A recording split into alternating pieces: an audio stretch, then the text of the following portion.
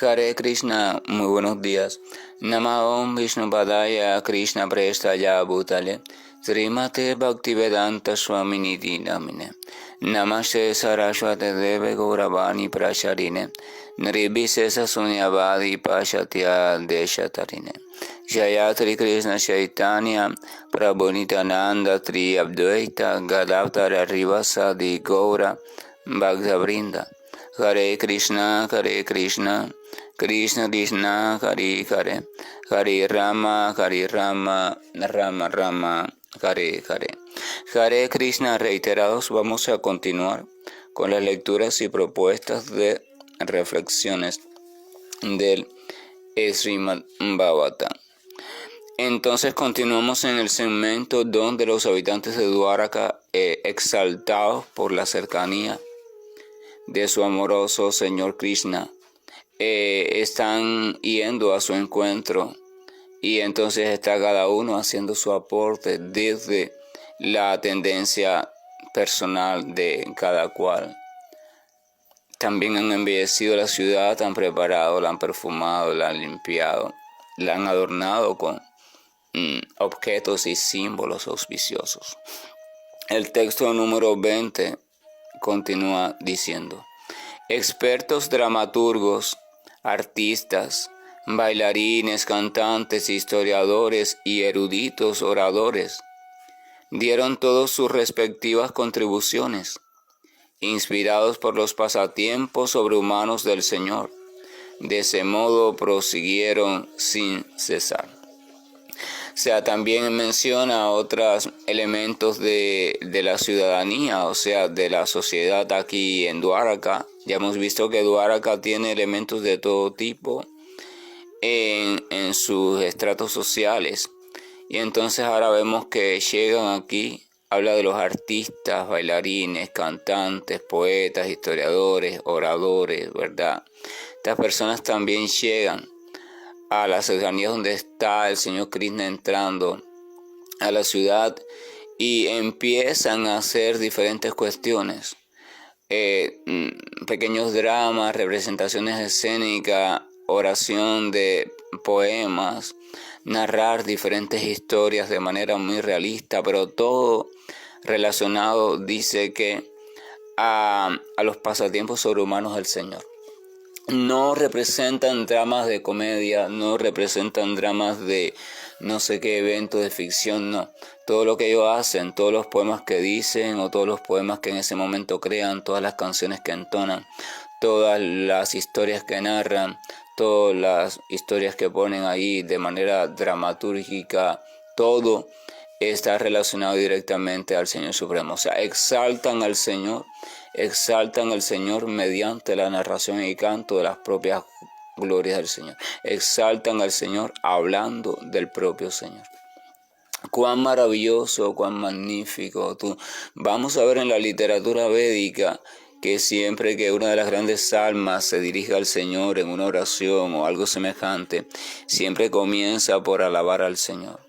Describir sus glorias, oh tú que eres el más misericordioso, el más hermoso, el de los ojos de loto, aquel que siempre responde con compasión y premura a su devoto fiel, aquel que, o sea, describe las grandezas y la gloria del Señor.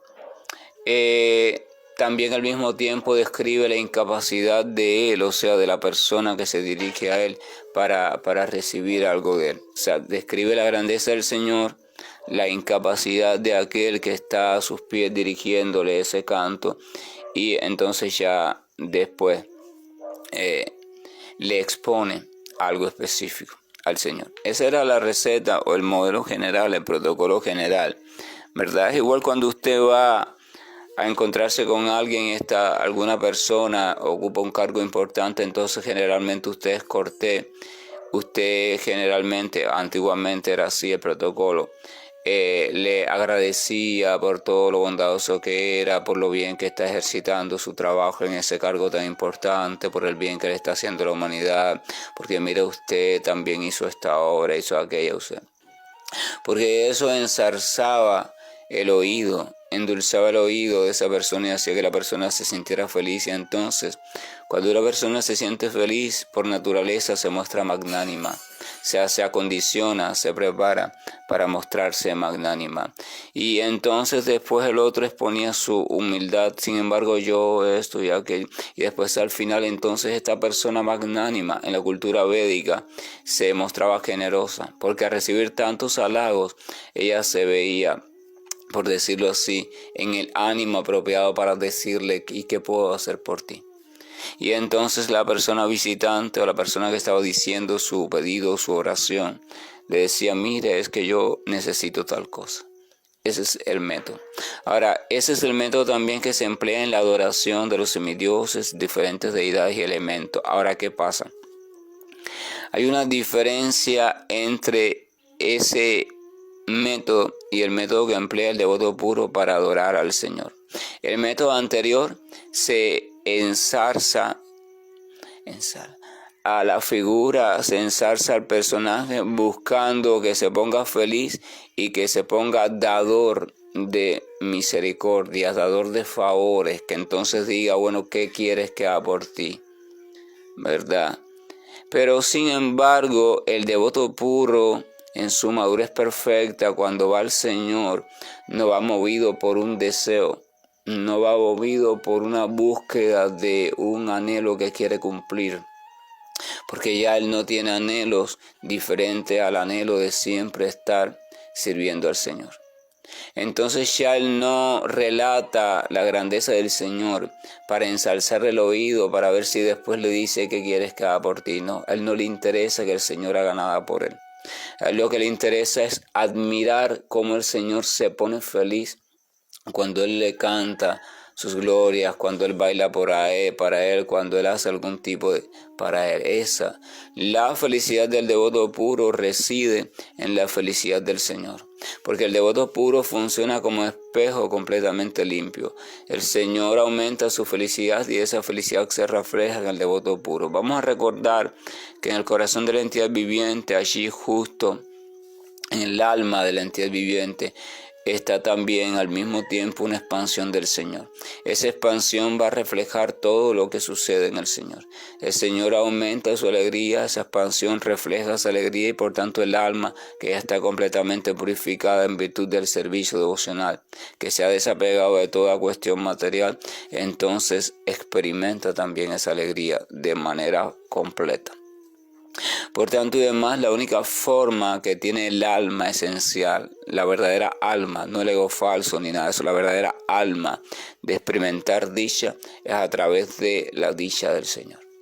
Por eso al Señor se le llama Govinda, porque Govinda significa, dentro de sus varios significados, que es aquel que da placer a los sentidos, a las vacas y a los brahmanas. El Señor es quien da placer al alma. El Señor. Es a través del placer del Señor que el alma en su estado puro se siente dichosa y feliz. Por eso en el estado de conciencia de Krishna, en el estado de conciencia espiritual perfecto y completo, el alma nunca es infeliz, porque si el Señor siempre es feliz y su felicidad está siempre creciendo, entonces el alma ya, si está siendo pura, un reflejo de esa felicidad, entonces se supone que también esté siempre en una felicidad expansiva, como reflejo de la felicidad de su propio Señor, que al mismo tiempo es resultado del servicio amoroso que el alma le está tributando de forma totalmente desinteresada. Entonces es curioso aquí como todas estas personas van allí al encuentro del Señor Supremo, así como todos los que ya hemos dicho anteriormente que han ido, y todos le han colocado como ofrenda desde las cualidades que ellos tienen. Los poetas le han dicho poesía, los cantantes le han dicho canciones, los dramaturgos le han actuado ciertos dramas históricos, los narradores le han narrado historias grandiosas. Ninguno ha buscado algo fuera de ellos. Todos han tomado su propia cualidad, su propio talento y se lo han ofrecido amorosamente al Señor. Y eso es servicio devocional. Todos hemos adquirido, hemos desarrollado habilidades, un oficio, una aptitud que estaba ahí con nosotros y la hemos perfeccionado. Todos sabemos hacer algo, todos somos de alguna manera, por decirlo así, bueno en algo. Bueno, en aquello en lo que mejor seamos, aquello que mejor se nos dé, ofrezcámoslo al Señor. Esa es la ofrenda natural que los habitantes de Dwarka estaban ofreciendo al Señor. De ti mismo, aquello que hay en ti mismo, ofrézquelo al Señor. Evidentemente siempre en la historia de la humanidad el Señor ha ido indicando, ¿no?, de un modo general o un modo particular. El Señor indicó al principio siempre en diferentes culturas diferentes ofrendas, que si animales, que si frutas, que si cosecha, hasta ir cerrando el círculo y después con la evolución histórica el Señor fue llevando el sentido de ofrenda a la propia criatura, hasta que llegó el momento en que reveló que la ofrenda perfecta era la propia criatura. O sea, y de esa criatura lo más puro de ella, o sea, el amor. El amor es la ofrenda perfecta, pero eso es un proceso de perfeccionamiento. Por necesidad que la criatura necesita primero, valga la redundancia, hacer una ofrenda material. ¿Por qué? Porque la criatura en este mundo material está identificada con la sustancia material. Ella no concibe nada más allá de la materia. Porque así es la ignorancia y así es el sueño y así es Maya. Ella se concibe como cuerpo, por tanto y demás, este cuerpo come, este cuerpo encuentra deleite en joyas, en no sé qué. Entonces ella piensa, bueno, si yo encuentro deleite en comer esto, en poseer esto, entonces el Señor también lo va a encontrar. Ese es el pensamiento materialista enfocado hacia Dios, pero Dios es completamente espiritual. Pero en un principio, como la criatura está sumergida en ese sueño, Él lo comprende. Por tanto, Él la acepta esa ofrenda, porque lo importante es que la criatura ha tenido el pensamiento de ofrecerle algo. Y no solo algo, sino de lo mejor que ella considera que sea lo mejor según su estado de conciencia. Entonces el Señor dice, ya por lo menos hay un avance. Está el avance del deseo de pensar en mí, del deseo de ofrecerme algo. Entonces eso es lo que el Señor acepta. Por eso el Señor lo permite. No es que ese tipo de ofrenda satisfaga al Señor. No es posible que lo satisfaga. Pero el Señor anima al que ofrece, al que lo ofrece. Después, en la medida que esa persona se va asociando con devotos, en la medida que va practicando, en la medida que su concepción de Dios va cambiando y la concepción del mismo también va cambiando, entonces va ascendiendo a planos de conciencia diferentes, donde ya la identificación material se va diluyendo un poco, se va haciendo más refinada, más sutil y así progresivamente hasta que llega a la comprensión espiritual de la vida.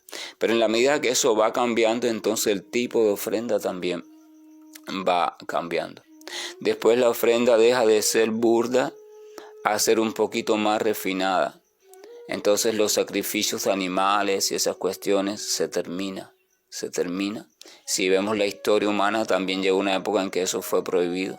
Ese fue el motivo de la aparición del Señor en la forma de Gautama, el Buda. O sea, para prohibir el sacrificio, la matanza de animales.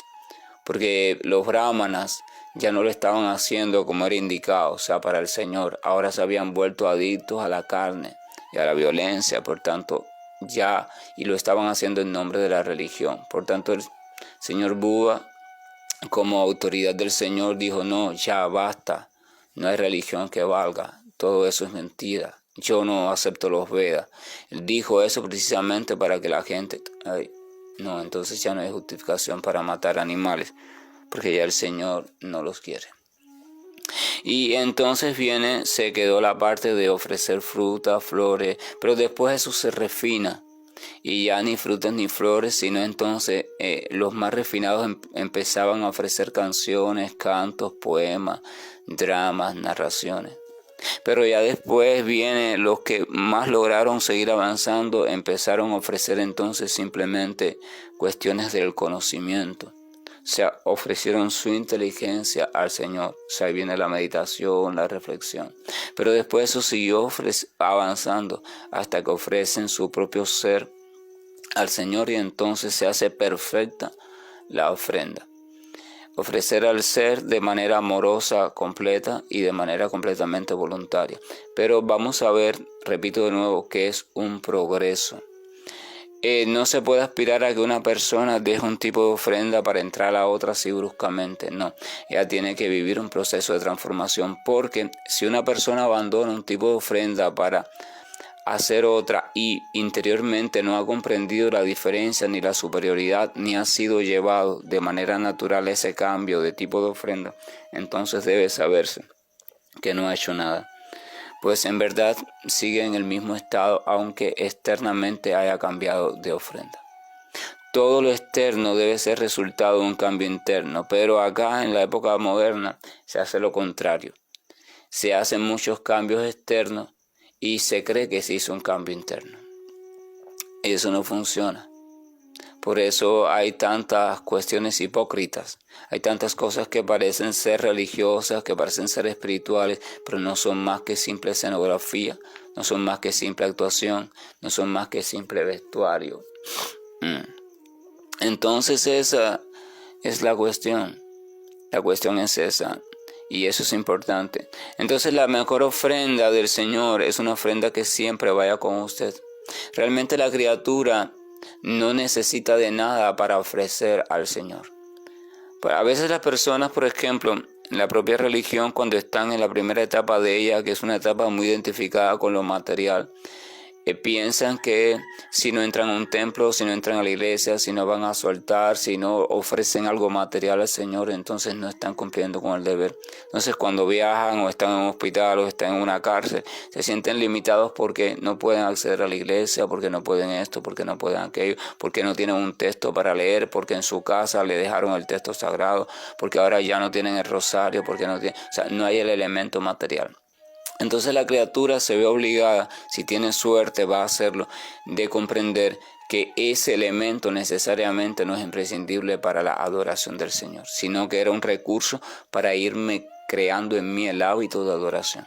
Pero ese elemento también tiene su copia en la parte sutil, o sea, en la mente. Entonces la persona pasa de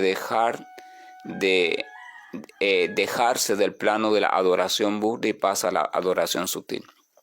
Se siente en silencio, se acuesta o simplemente trabajando como le sea más fácil, y entonces en su mente ella se entrena en verse a ella misma haciendo la adoración.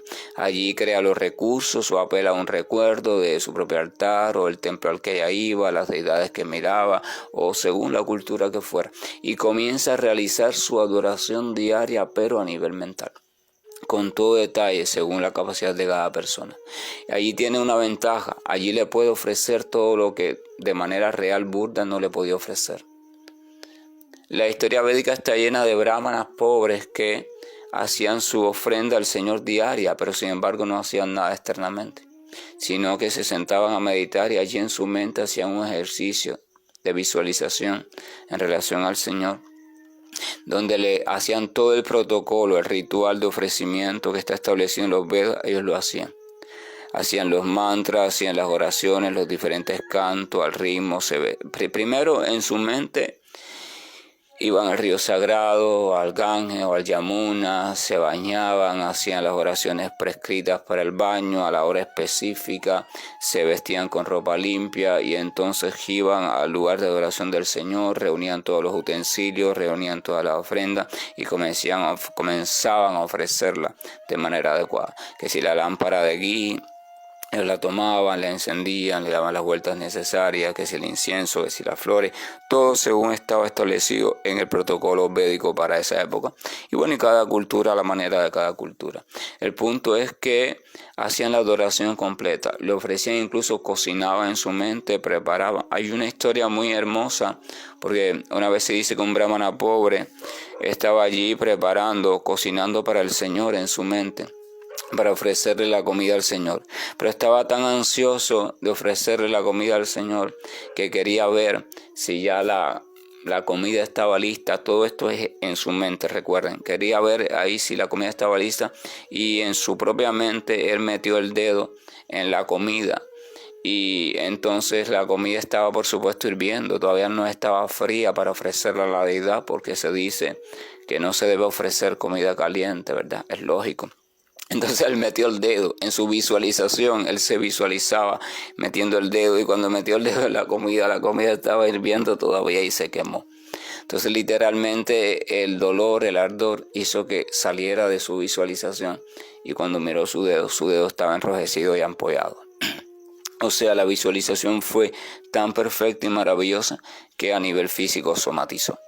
Entonces se dice que en ese momento el señor Vishnu empezó a reírse en el plano espiritual, y la diosa de la fortuna le dijo: esposo mío, ¿por qué te estás riendo?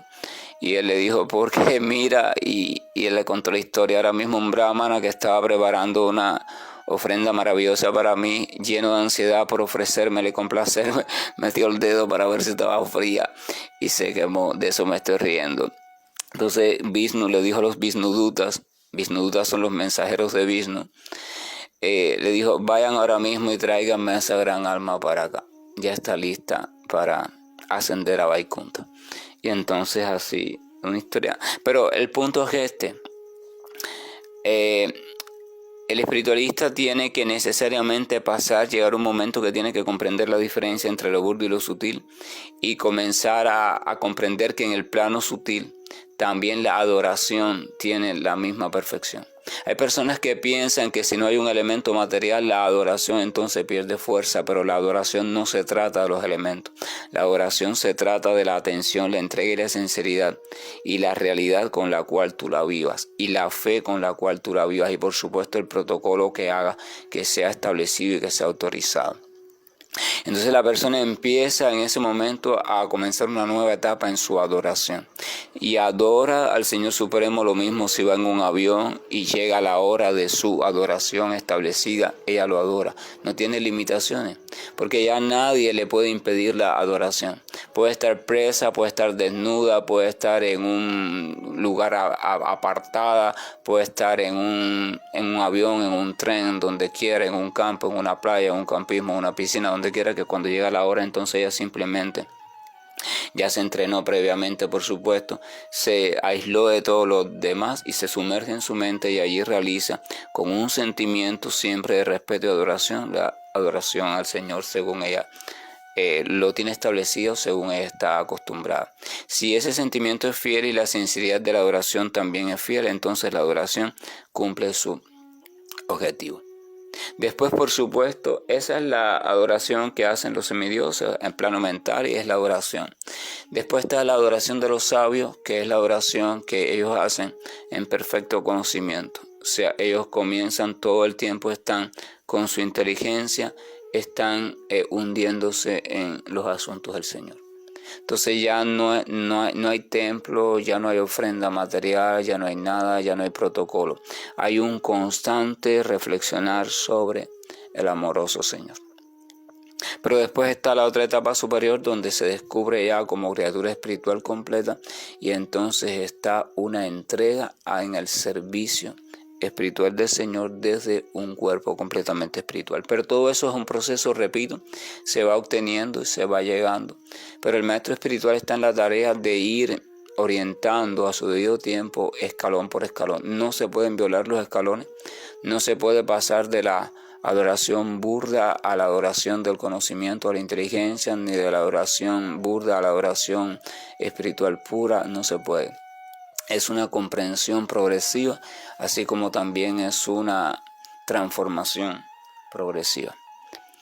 Entonces el punto es que esto realmente, la adoración de los habitantes de Dwaraka, la adoración es esta: tome usted lo que hay en usted, lo que ya usted posee, un conocimiento, ¿cómo se dice? Es una actividad en la que usted la hace adecuadamente, en la que usted es bueno, algo que ya esté con usted, y entonces eso, haga de eso la ofrenda al Señor. Tome ese recurso y conviértalo en una ofrenda diaria al Señor, con alegría, con gozo. Nunca piense que hay una ofrenda superior a otra, porque la superioridad de la ofrenda no está en sus cualidades físicas, sino que está en la cualidad sincera y amorosa, y en el tamaño y grandeza y pureza de la fe.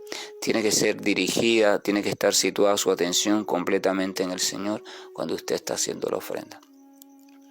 La atención es quien dirige la ofrenda. Y si su atención está divariando, si su atención está así medio inconstante, entonces la ofrenda se diluye.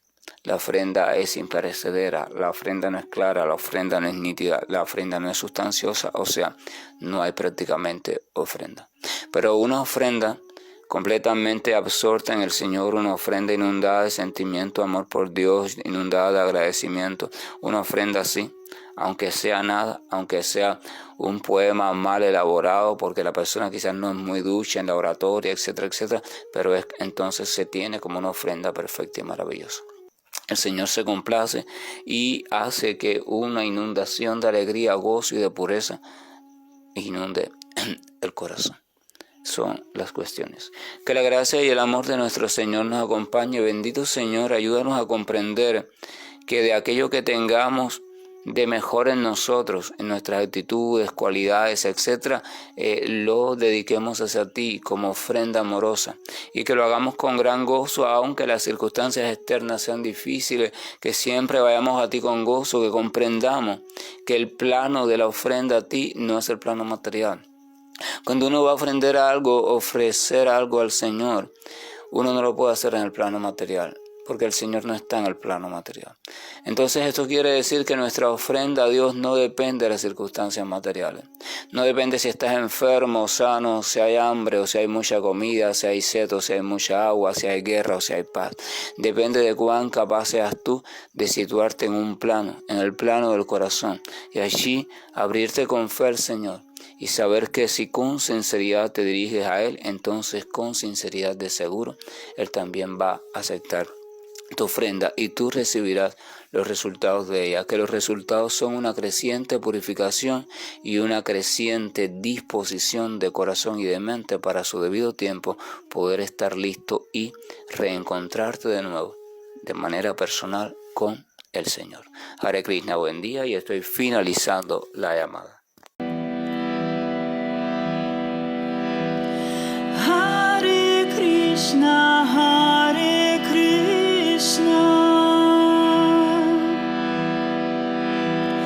Krishna Krishna, Hare Hare, Hare Rama, Hare Rama, Rama Rama.